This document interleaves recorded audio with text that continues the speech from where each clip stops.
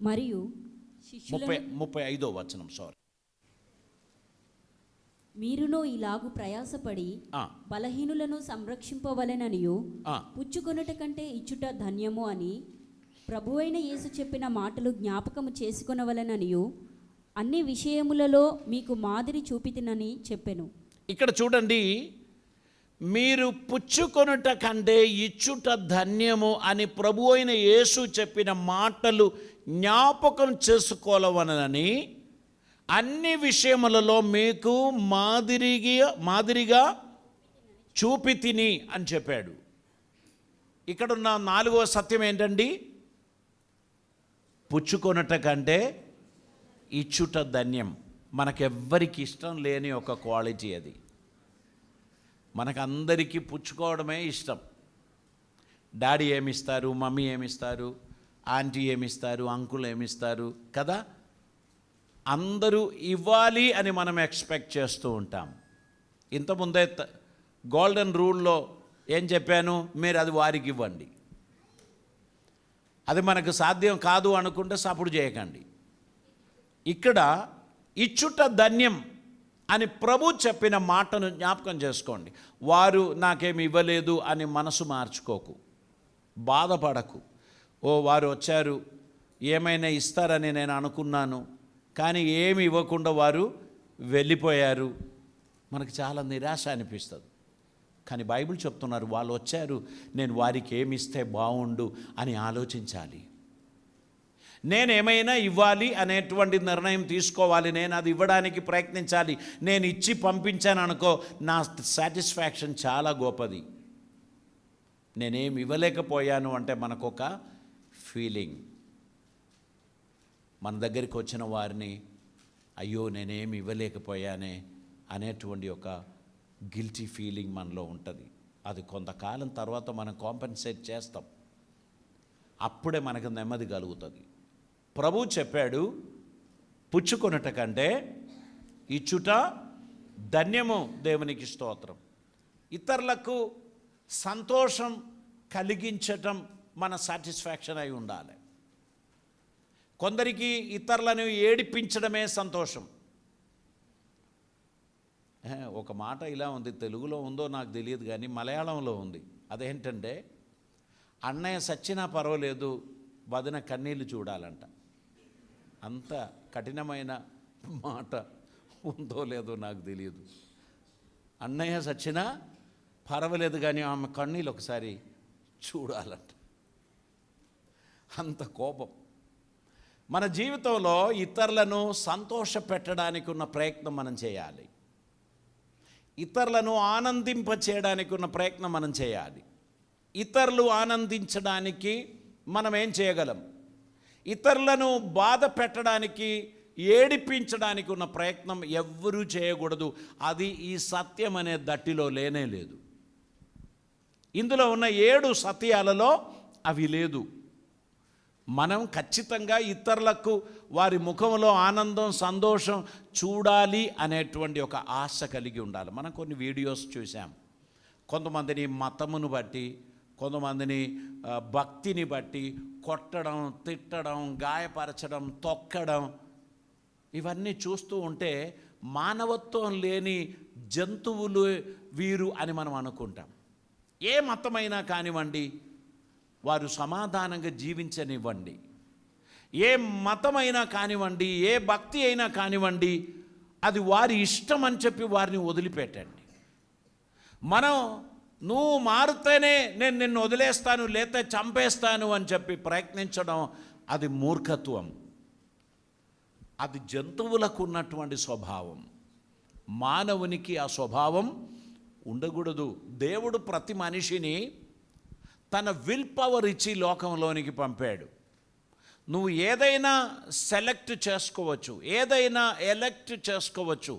నీ సెలెక్షన్, అది నీ ఇష్టం.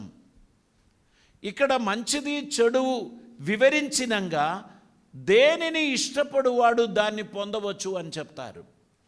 మనిషికి తన స్వేచ్ఛ వాడు వినియోగించడానికి అనుమతించకపోతే అది ఫ్రీడమ్ కాదు.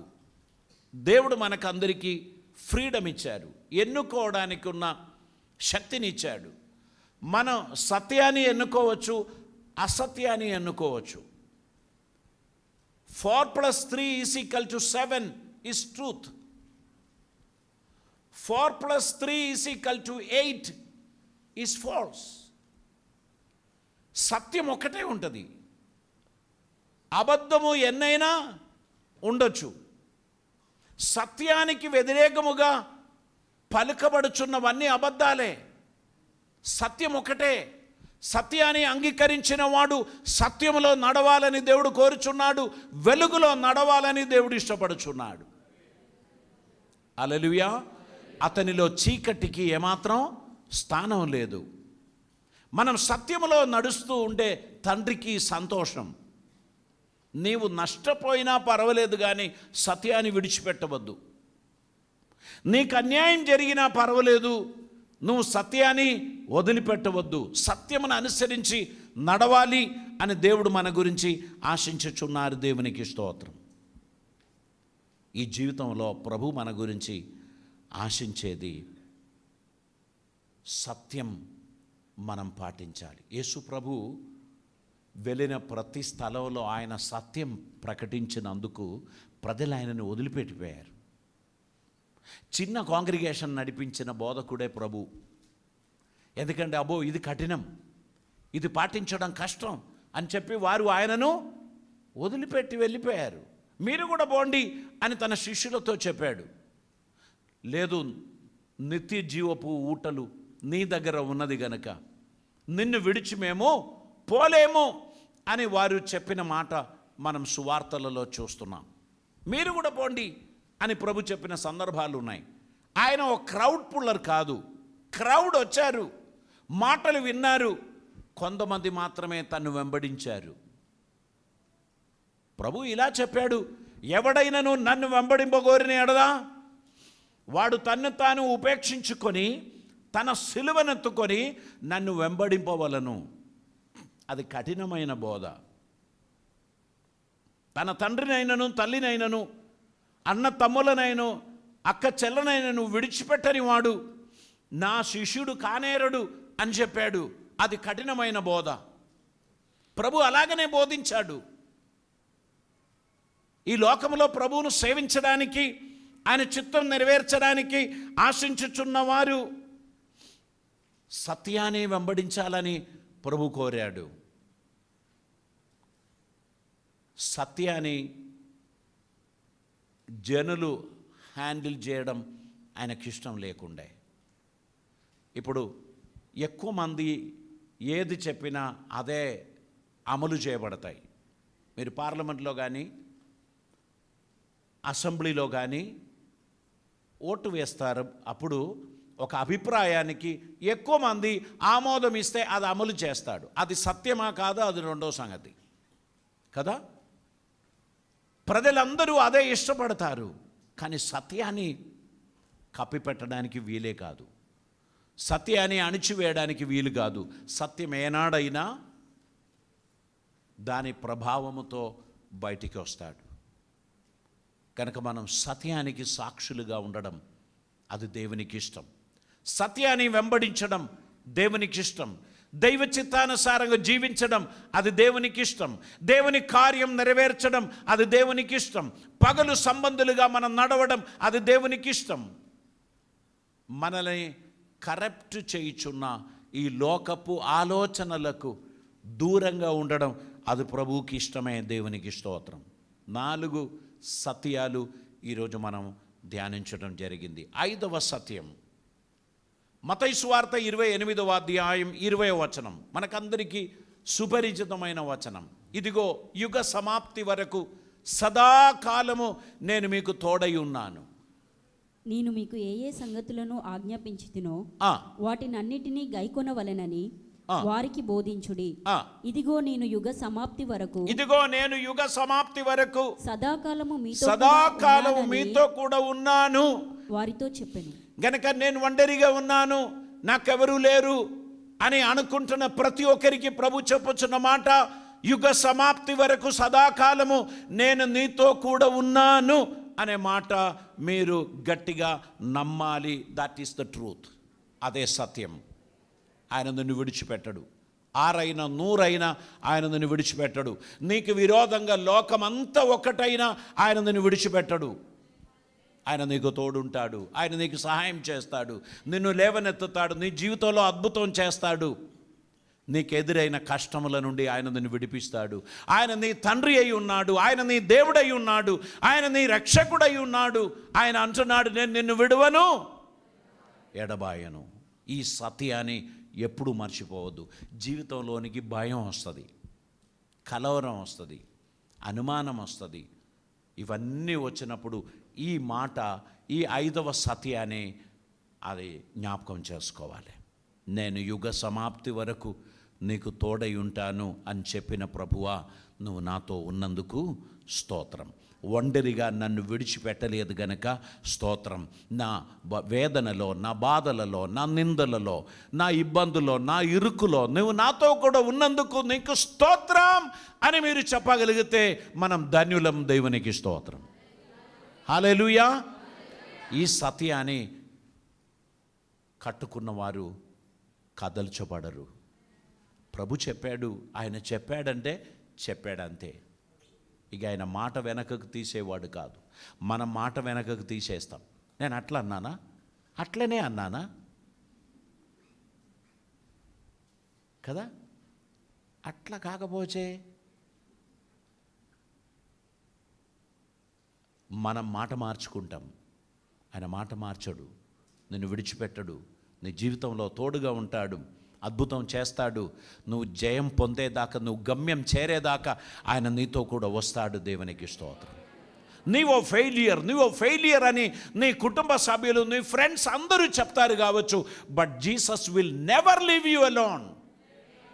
నువ్వు విజయం సాధించేదాకా ఆయన నీతో కూడా వస్తాడు. మన ప్లాన్స్ వేరు, ఆయన ప్లాన్స్ వేరు. ఆయన ఉద్దేశాలు వేరు, ఆయన ఆలోచనలు వేరు. గనక ఆయన నిన్ను నేను విడవనని చెప్పిన ఆయన మాటలను జ్ఞాపకం చేసుకుంటూ ప్రభువుకు ప్రియమైన బిడ్డలుగా ఆయన సన్నిధిలో ఉండడానికి మన జీవితాన్ని సమర్పిద్దాం. ఆశ్చర్యకరుడైన దేవుడు మనల్ని దీవించి బలపరచును గాక, తన కృపతో మనల్ని నింపును గాక. దేవునికి స్తోత్రం. 6వ సత్యం, రోమాపత్రిక 8వ అధ్యాయం 28వ వచనాన్ని మనం చదువుదామండి. రోమాపత్రిక 8వ అధ్యాయం 28వ వచనం. అమ్మ మైకిలో చదవండి. దేవుని ప్రేమించు వారికి అనగా ఆయన సంకల్పం చొప్పున పిలువబడిన వారికి మేలు కలుగుటకై సమస్తము సమకూడి జరుగుచున్నవని ఎరుగుదుము. ఇదే 6వ సత్యం. యాక్సిడెంట్ అయింది, ఏమేమి మేలు జరుగుతుంది? ఫ్రాక్చర్ అయింది, మేలు కొరకు సమగూడి జరుగుతుందని అన్నారు. ఇదేమైనా మేల? జీవితంలో నష్టం జరిగింది, ఫైనాన్షియల్ లాస్, బిజినెస్లో అపజయం, పరీక్షలో ఫెయిలియర్, ఇవన్నీ జరిగినప్పుడు మేలు కొరకు సమగూడి జరుగుతుందా? అది అబద్ధం అని మనం అనొచ్చు. కానీ తన్ను ప్రేమించు వారికి ఆ మాట మర్చిపోవద్దు.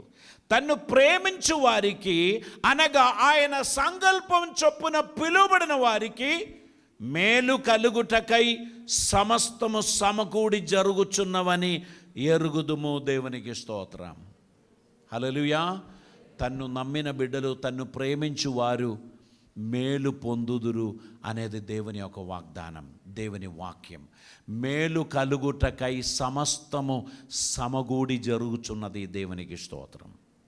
నీ జీవితంలో ఏది జరిగినా దాని వెనకాల దాగి ఉన్న దేవుని పర్పస్, ఉద్దేశం అనేది ఒకటి ఉన్నది అని మర్చిపోవద్దు.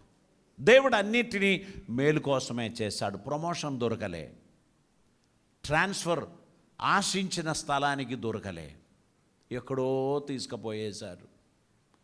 దేవుడు మేలు కోసమే సమస్తం సమగూడి జరిగించుచున్నాడని విశ్వసించాలి. మన దగ్గర నుంచి కొంతమంది ట్రాన్స్ఫర్ అయిపోయారు. రొమ్ము కొట్టుకొని ఏడుచుకుంటూ నిరాశపడుతూ మనం ఉండడానికి కాదు, వారు వెళ్ళిన స్థలంలో ప్రభువును ఘనపరచు బిడ్డలుగా ఉండడానికి దేవుడు వారిని మేలు కోసం పంపించారని మనం విశ్వసించాలి. హల్లెలూయా. ఏ కార్యం దేవుడు నా జీవితంలో చేసినా అది మేలు జరుగుటకై ఆయన జరిగించుచున్నాడని నేను నమ్ముచున్నాను. మేలు కోసం దేవుడు అనుమతించిన కార్యములను బట్టి దేవునికి వందనాలు తెలియపరచాలి. అన్నిటి వెనకాల దేవుని ఉద్దేశం ఉంది. అప్పుడు మనకు నిరాశ ఉండదు. ట్రాజడీస్ జీవితంలో రావచ్చు, యాక్సిడెంట్స్ జీవితంలో రావచ్చు, ఫెయిలియర్స్ జీవితంలో రావచ్చు. అప్పుడు మనం గుర్తుపెట్టుకోవాలి, బ్రోకన్ ఫర్ ఎ పర్పస్. ఉద్దేశపూర్వకంగా విరగొట్టాడు, ఉద్దేశపూర్వకంగా నలుగొట్టాడు, ఉద్దేశపూర్వకంగా నష్టపరిచాడు, ఉద్దేశపూర్వకంగా అనుమతించాడు అని నమ్ముచు దేవుని అందున్న ఆనందాన్ని, సంతోషాన్ని అణిచివేయకుండా ప్రభునందు మనం మరలా ఉత్సాహంగా ముందుకు పోవడానికి ప్రయత్నం చేయాలి. దేవునికి స్తోత్రం. హల్లెలూయా. చివరి సత్యం, 7వ ట్రూత్, యోహాను సువార్త 14వ అధ్యాయం మొదటి 3 వచనాలు. మీ హృదయమును కలవరపడనీయకుడి, దేవుని యందు విశ్వాసం ఉంచుచున్నారు, నా యందును విశ్వాసం ఉంచండి. నా తండ్రి ఇంట అనేక నివాస స్థలములు కలదు. లేని ఎడల మీతో చెప్పుదును, మీకు స్థలం సిద్ధపరచ వెళ్ళుచున్నాను. నేను వెళ్ళి మీకు స్థలం సిద్ధపరచిన ఎడల నేనుండు స్థలములో మీరును ఉండులాగున మరలా వచ్చి నా యొద్ద ఉండుటకై మిమ్మును తీసుకొని పోవుదును. This is the truth. దేవుడు మనకిచ్చినటువంటి సత్యం. తండ్రి ఇంట అనేక నివాస స్థలములు కలవు. మనం అయోమయంగా ఉండాల్సిన అవసరం లేదు. ఇక్కడ ఉన్న పాస్టర్ గారు వర్షిప్ చేస్తున్న సందర్భంలో చెప్పారు, దాదాపు 400 కుటుంబాలు నీటి ప్రవాహంలో కొట్టుకుపోయారు. వారి ఇల్లు పోయినాయి, ఆస్తి పోయింది. చాలా పెద్ద ట్రాజడీ. వారిని ఆదుకోవడానికి కేరళ రాష్ట్రం, ఆపోజిషన్ పార్టీస్, అక్కడ ఉన్నటువంటి నేవీ వాళ్ళు, ఆర్మీ వాళ్ళు అందరూ కఠినమైన ప్రయాస చేస్తూ వీలైనంతగా మనుషులను కాపాడడానికి, కూలిపోయిన రోడ్లు వేయడానికి, బ్రిడ్జులు కట్టడానికి వారు ప్రయత్నం చేస్తున్నారు. మనిషి జీవితం సామాన్య స్థితిలోనికి రావడానికి చాలామంది సమయాన్ని, తలాంతులను త్యాగం చేసుకుంటూ అక్కడ హెల్ప్ చేస్తున్నారు. అది ఎందుకు జరిగింది అనే ఆ ప్రశ్నకు మన దగ్గర జవాబే లేదు. అది దేవుడికి మాత్రం తెలిసిన విషయం. సృష్టికర్త కొన్ని సందర్భాల్లో ఇటువంటి కార్యాలు అనుమతిస్తారు. దాని వెనకాల దాగి ఉన్న దాని గురించి మనం ఊహించి ఏమి చెప్పడం అది ధర్మం కాదు గనుక నేను అక్కడ ఏమీ కమెంట్ ఇవ్వడం లేదు. భయంకరమైన ఒక విపత్తు దేశమంతా ఆ రాష్ట్రం వైపు చూచినటువంటి కొన్ని రోజులు గతించిపోయింది. జీవితంలో ట్రాజడీస్ వచ్చుచున్నప్పుడు అందులో ఏ మేలు దాగి ఉన్నదో మనకు తెలియదు. కానీ దేవుడు ఏది చేసినా దాని వెనకాల తన ఉద్దేశం ఆయన నెరవేర్చుచున్నాడు అని గ్రహించి సంయమనం పాటిస్తూ, మౌనం పాటిస్తూ దేవుని సన్నిధిలో మనం ఉండవలసినటువంటి అవసరత ఉంది. దేవుడు మనతో మాట్లాడుచున్న మాటలను హృదయములో పదిలం చేసుకొని జాగ్రత్త కలిగిన వారిగా, భక్తి కలిగిన వారిగా మనం ముందుకు నడవాలి. ఈ లోకం శాశ్వతమైనది కాదు. ఇక్కడ ఉన్నది ఏదియు పర్మనెంట్ కాదు. మనం కొంతకాలం ఒక సత్రములో ఉన్నట్టు, ఓయో రూములో ఉన్నట్టు మనం ఉంటున్నాం. ఏ రోజైనా మనం ఖాళీ చేసుకొని వెళ్ళవలసిన వారమే. సత్రములో ఉన్నవారు ఇది నా ఇల్లు అని ఎప్పుడు చెప్పరు. I just came to stay here for 2 days. ఆ తర్వాత మనం ఖాళీ చేసుకొని ఎక్కడికో వెళ్ళిపోతాం. ఈ భూమిలో ఉన్నదంతా కూడా తాత్కాలికం. కానీ ప్రభునందు విశ్వాసం ఉంచిన విశ్వాసి నీకోసం ఆయన సన్నిధిలో ఒక భవనం సృష్టింపబడి ఉన్నది. ఇక్కడ ఉన్నవన్నీ అయిపోయినా we're going to be with him forever. ఆయనతో కూడా మనం యుగములు, శాశ్వత కాలము ఆయనతో మనం ఉండబోచున్నాం. కనుక అధైర్యపడవద్దు, నిరాశ చెందకూడదు. ఏది మన జీవితంలో తటస్థించినా, సంభవించినా అది నిరీక్షణతో, మనం దాన్ని చూసుకోవాలి, దేవునికి కృతజ్ఞత తెలియపరచుకోవాలి. పరిశుద్ధుడైన తండ్రి, కృపామయుడైన దేవా, నీకు వందనాలు. సత్యమును దట్టి ఇంత బ్రహ్మాండమైన సత్యములతో కూడినది అని మాకు వివరించినందుకు నీకు వందనాలు తండ్రి. ఇవి ధరించుకొని ఈ 7 పరమ ప్రాముఖ్యమైన సత్యములను గ్రహించిన వారిగా మేము నడవడానికి సహాయం చేయండి. ఎవరైనా మాకు థ్యాంక్స్ చెప్పకపోతే ఇక్కడి నుంచి మేము నిరాశపడం దేవా. ఎవరైనా మా మాటలు, మా పేరు చెప్పి మమ్మల్ని పొగడకపోతే, మమ్మల్ని గౌరవించకపోతే మేము నిరాశ చెందం తండ్రి. ఈ సత్యాన్ని మీరు మాకు తెలియపరిచినందుకు స్తోత్రం. కృతజ్ఞతతో మీ సన్నిధిలో జీవించే ధన్యత మాకు దయచేయమని ప్రార్థిస్తున్నాం. కృపలతో నింపమని, అద్భుతములు జరిగించమని, ప్రతి ఒక్కరిని ఆశీర్వదించమని, మీ నామ మహిమ కొరకు మేము వాడబడడానికి తగిన కృప మాకు దయచేయమని, అద్భుత కార్యములు మా జీవితంలో జరిగించమని, నీ సన్నిధిని మాలో ప్రసాదింప చేయమని, కృపలతో మమ్మల్ని నింపమని, అద్భుత కార్యములు మా జీవితంలో జరిగించమని యేసయ్య పవిత్ర నామమున అడిగి ప్రార్థిస్తూ ఉంటున్నాం పరమ తండ్రి. ఆమేన్.